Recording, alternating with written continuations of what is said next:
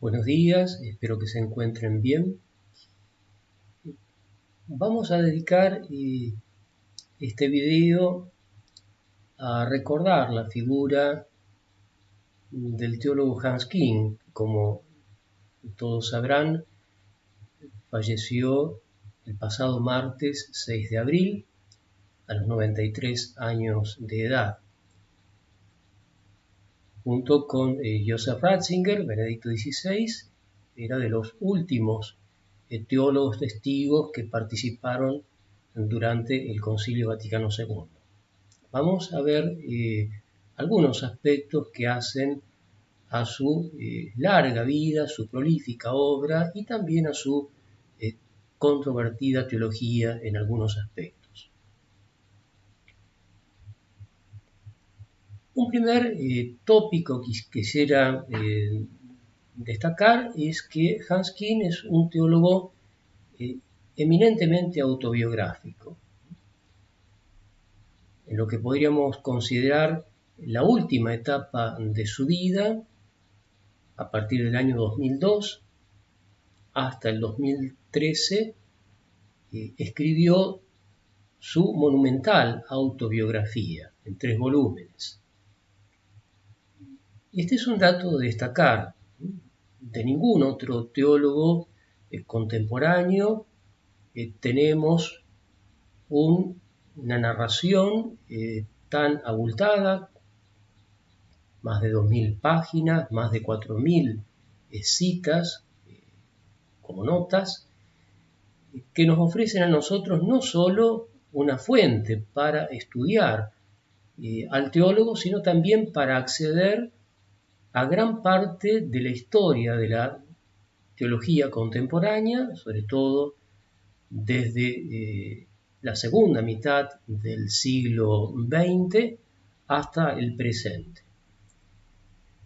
En esta autobiografía titulada Memorias, con algunos títulos muy significativos que son muy del talante y del estilo teológico de Küng: Libertad conquistada, verdad controvertida y humanidad vivida. El teólogo repasa prácticamente toda su vida, desde su infancia en Sursee, un pueblo que pertenece a la diócesis de Basilea, toda su experiencia de la guerra, su formación en el Colegio Germánico en Roma, donde cursa sus estudios de filosofía y teología, y luego sus estudios superiores en Francia, concretamente en París, en donde obtiene su doctorado en teología con una tesis sobre la doctrina de la justificación en Karl Barth, dirigida por el gran teólogo francés Louis Bouyer, y su tesis en filosofía sobre el tema de la encarnación en Hegel, una tesis defendida en la Universidad de la Sorbona. A partir de allí comienza su largo itinerario teológico, que tendrá como sede la Universidad de Tubinga. Es el lugar a donde él llega en 1960 para reemplazar al gran teólogo de la fundamental, que fue Heinrich Fries. Él va a ocupar esa cátedra, allí se radica y vivirá a lo largo de prácticamente de 60-61 años, toda su vida ligada a esta universidad.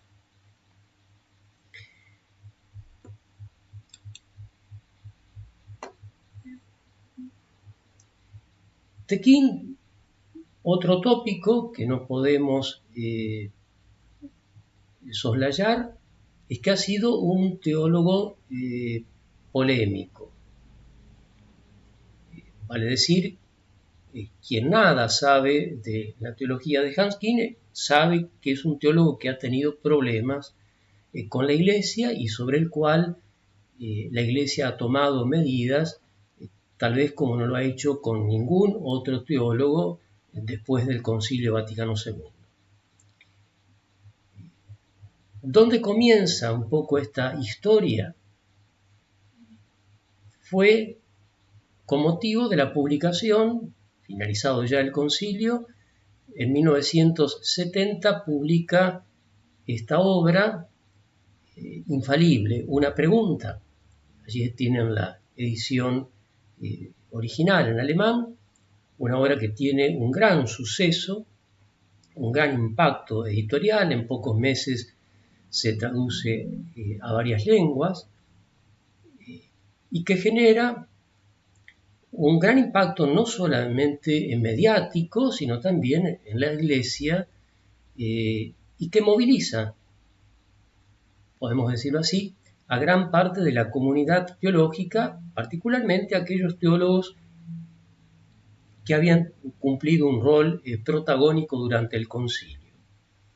No se ha dado, después del concilio, que teólogos de tanta valía, de tanta trascendencia, como Karl Rahner, por ejemplo, y otros, al año de haber salido esta obra infalible, una pregunta, le respondan con un volumen.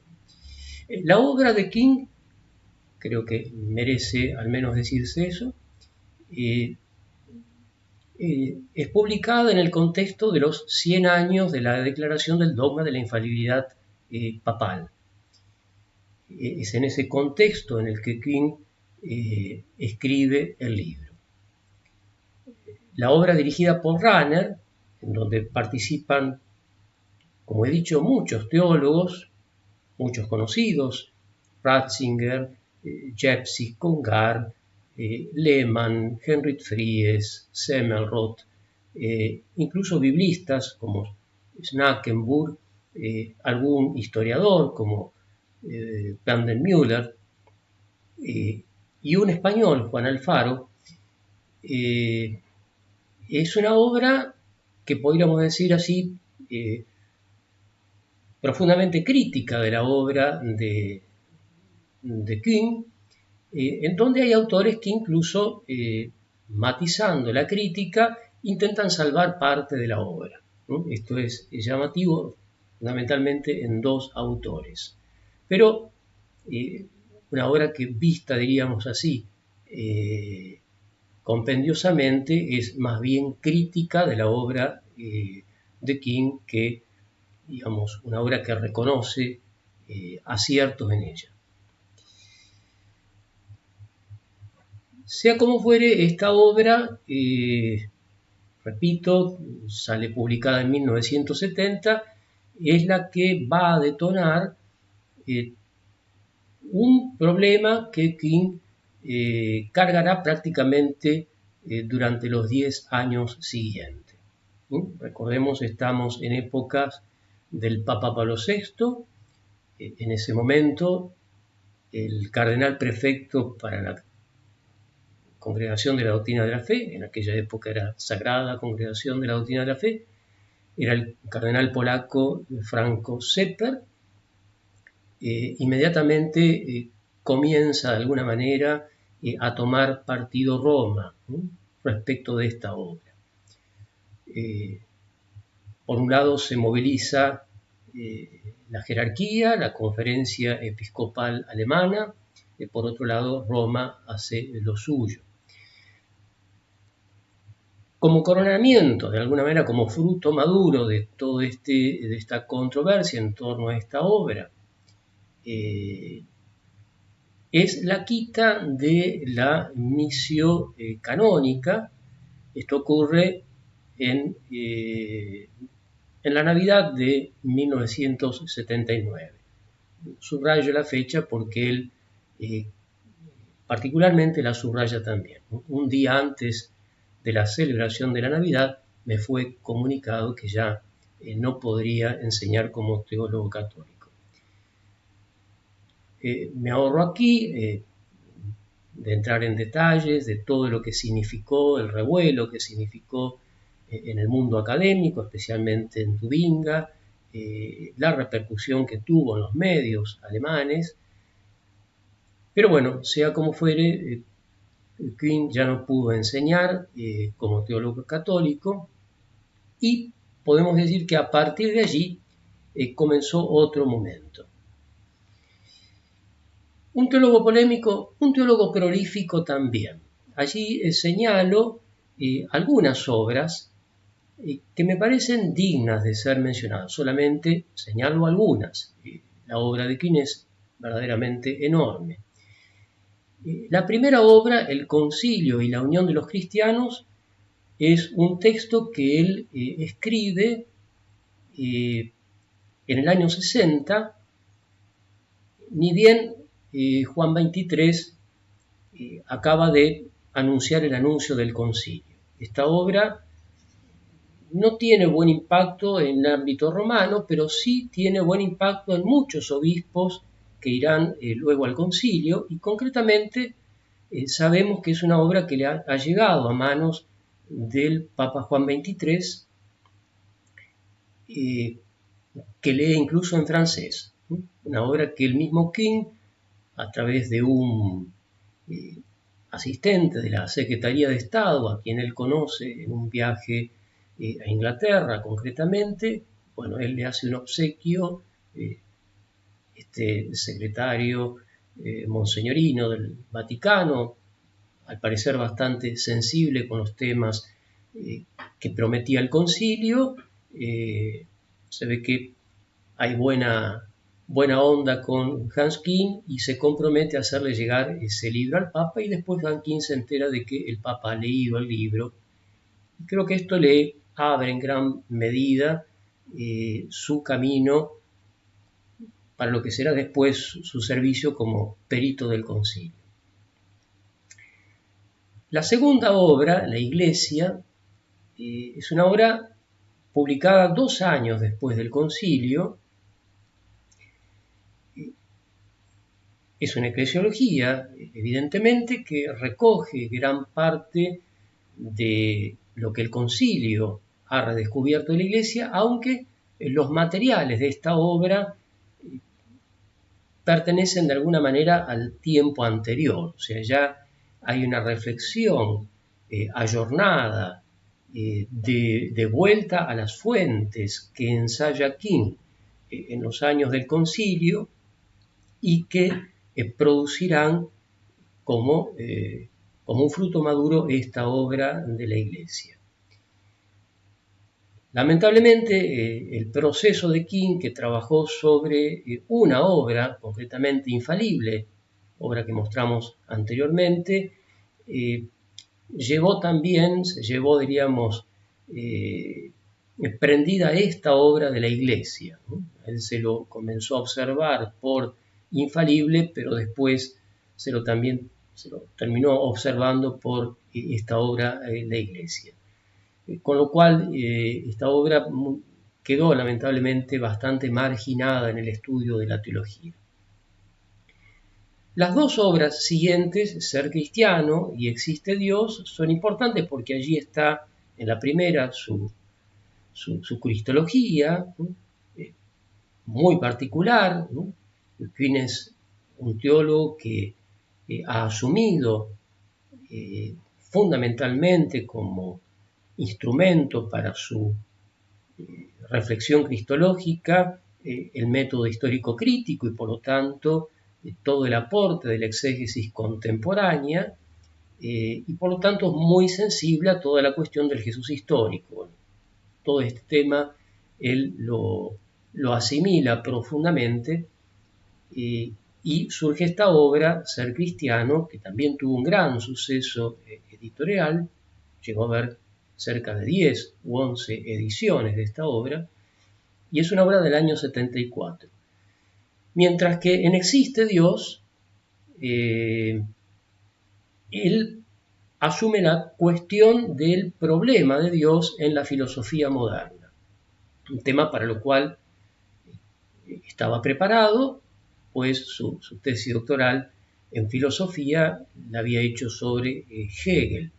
Bueno, en esta obra Existe Dios dedica amplios capítulos a Descartes, a los filósofos idealistas alemanes, a Marx, a Nietzsche, a la Escuela de Frankfurt, etc.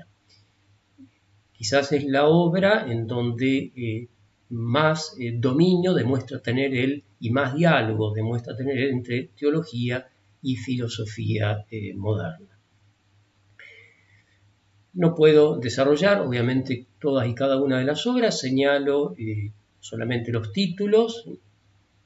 Kuhn ha sido un teólogo de frontera, en el mejor sentido del término, un teólogo de la fundamental y por lo tanto un teólogo de temas de fronteras, y se animó a escribir un libro sobre la mujer en el cristianismo, donde demuestra él también estar muy ayornado con las teologías feministas de los años 90 o fines de los 90.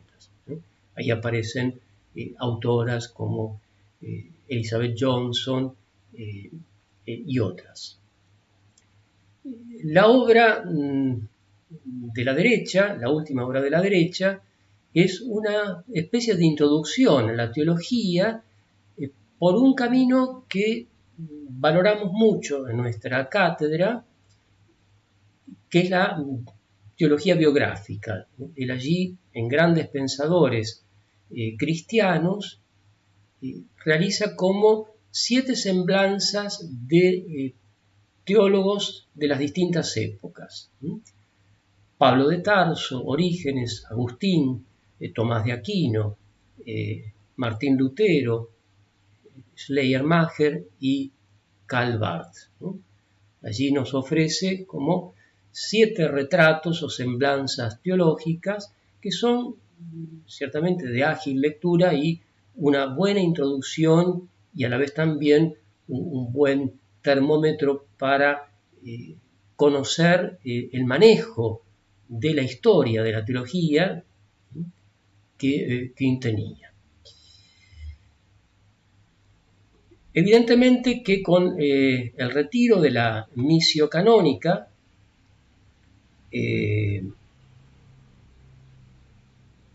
se da algo que obviamente no estaba en los planes de Kuhn, y es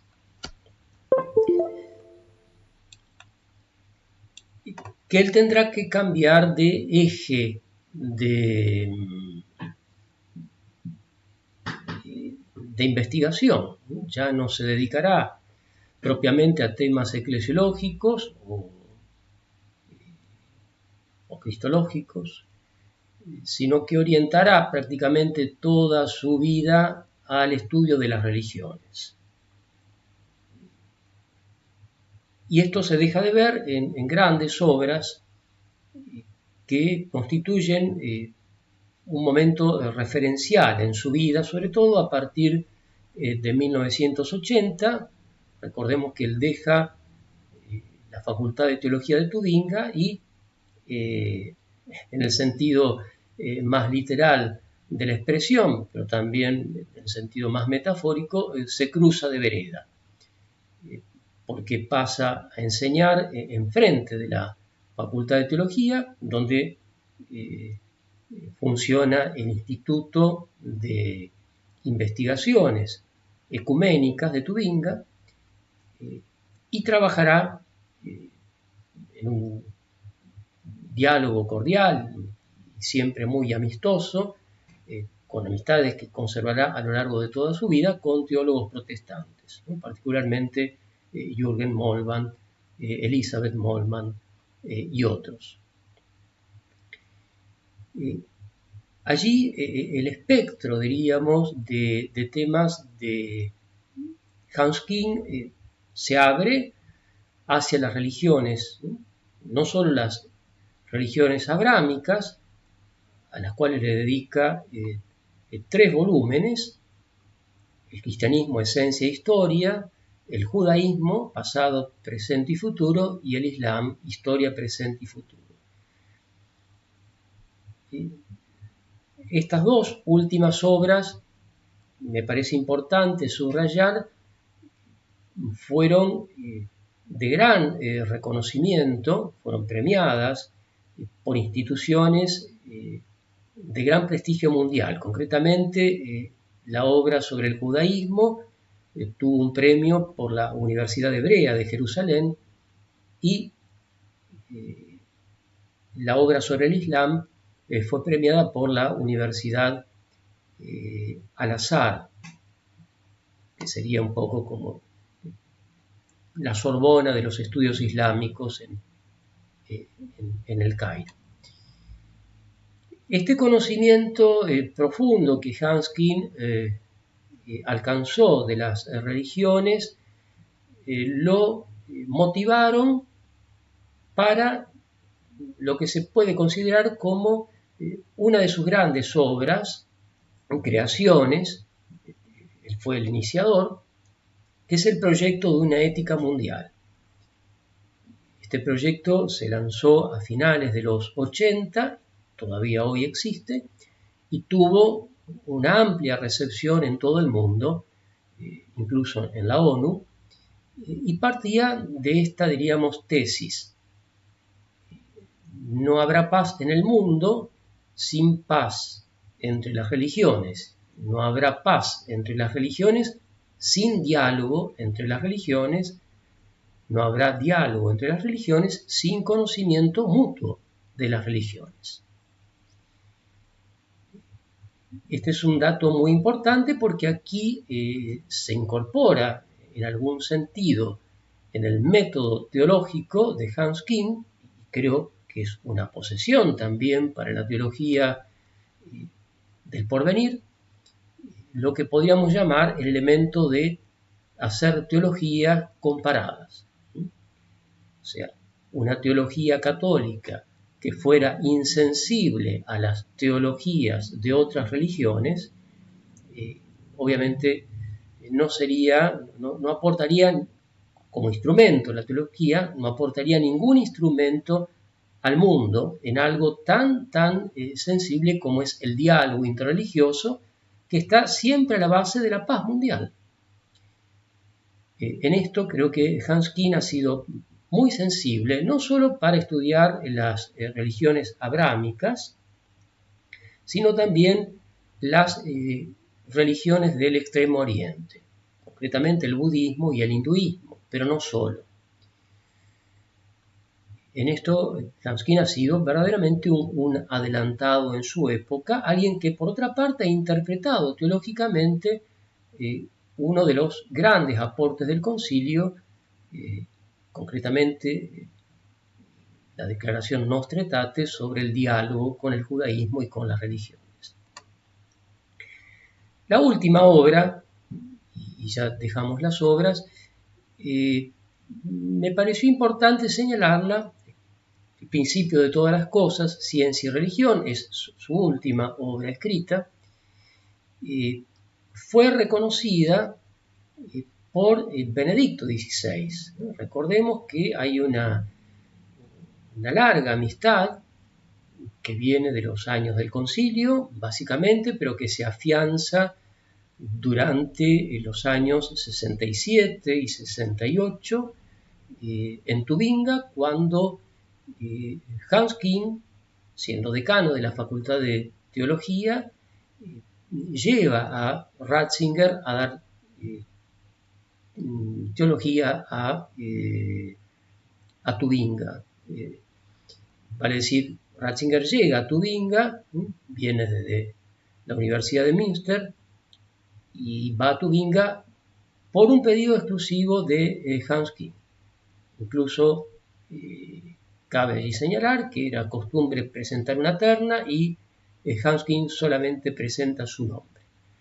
Allí se forjó una duradera amistad que ciertamente tuvo sus contrapuntos en cuestiones que tienen que ver con la teología, básicamente, y con los posicionamientos,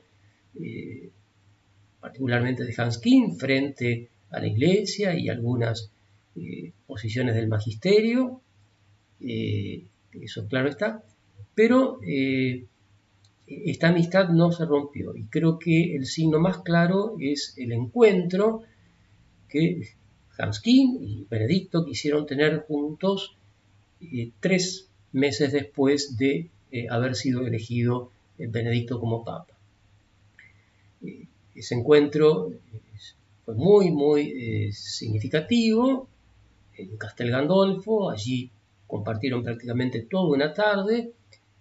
Los dos habían acordado algunos criterios, que no se tocaría concretamente la cuestión de su situación canónica en la Iglesia, a lo cual Hanskin accedió, digamos, de buena gana, y solamente tratarían sobre los temas actuales y puntualmente en cuanto a temas teológicos, el tema de diálogo religioso y diálogo con las ciencias. Y allí Benedicto le hizo una devolución muy elogiosa a este libro, El principio de todas las cosas, en donde Hanskin también demuestra un gran dominio de las ciencias naturales, físicas, donde muestra, digamos, un conocimiento de todo lo que es la historia de la ciencia moderna. Benedicto le reconoce allí que ningún teólogo de la fundamental se ha animado a hacer lo que usted ha hecho, al menos que conozcamos, dice él, en lengua alemana.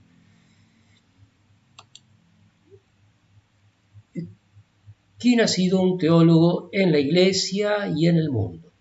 Creo que esto es un aspecto que debemos destacar. Su amistad con Ratzinger la hemos allí señalado. Su amistad con Karl Barth, el gran teólogo protestante, a quien no solo le dedica su tesis doctoral, sino que por ser los dos suizos, los dos pertenecían a la misma, diríamos, zona de Basilea, que bueno, Hanskin como católico a la diócesis de Basilea, pero Barth había nacido y vivido toda su vida en Basilea, una larga amistad.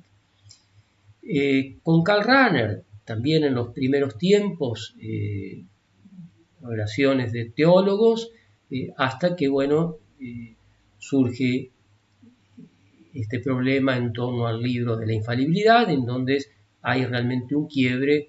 Allí Hanskin tiene palabras muy duras respecto a Rahner, pero lo vemos trabajando en los primeros años, prácticamente, diríamos, con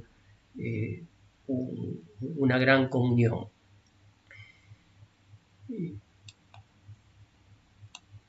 Creo que es importante esto subrayarlo. Hanskin muere como sacerdote, muere dentro de la Iglesia Católica.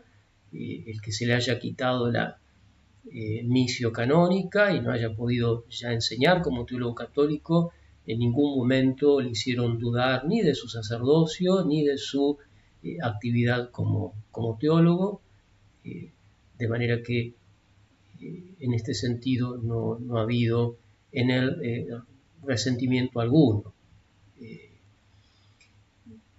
En la línea de abajo creo que están las grandes amistades de él, particularmente Walter Jeans, que es famoso filólogo, nacido en Hamburgo, pero que desarrolla toda su carrera académica como docente en la Universidad de Tubinga, y con quien Hanskin entabla una amistad muy estrecha con él y con su esposa Inge, esposa de Jeans, también ella historiadora de la literatura alemana.